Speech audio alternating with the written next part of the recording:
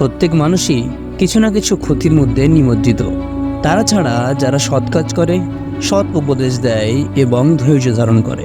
দেখো ভাই, আমাদের জীবন যেন এমন না হয়ে যায় যে আমরা সকালে ঘুম থেকে উঠলাম, খেলাম, ঘুরলাম এবং কিছু কাজ না করার মতো করে করলাম, আর এতেই আমাদের দিন শেষ হয়ে গেল।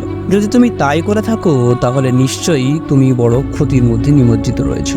যতটা দ্রুত সম্ভব এই কুয়া থেকে নিজেকে টেনে হিচড়ে হলেও বের করে আনো, হয়তো কটা দিন পর আফসোসের শেষ থাকবে না।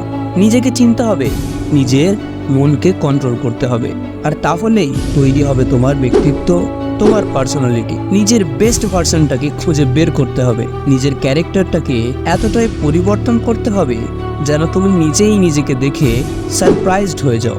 প্রত্যেক মানুষকেই সৃষ্টিকর্তা বেশ কিছু ভালো গুণাবলী দান করেছেন, কিন্তু আমরা কাজে লাগাই সেগুলোকেই যেগুলি আমাদের মধ্যে সর্বাত্মক খারাপ। কাজে লাগাও তোমার বেস্ট ভার্সনটিকে, তবে তার আগেই তোমায় জানতে হবে যে তোমার বেস্ট ভার্সনটা আসলে কি।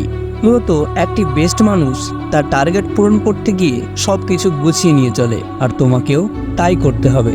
দেখো, তোমার লক্ষ্য হবে একটি নির্দিষ্ট, আর তোমার কাজ হবে সেই উদ্দেশ্যে যাবতীয় কাজকে গুছিয়ে নেওয়া, সেই অনুযায়ী মারাত্মক লেভেলের পরিশ্রম করা। হ্যাঁ, এবার কোন দিকে পরিশ্রম করব আর কোন দিকেই বা গোছাবো, এসো আমি তোমাদের বলছি। নাম্বার 1, নিজের বেস্ট ভার্সনটিকে খুঁজে বের করো।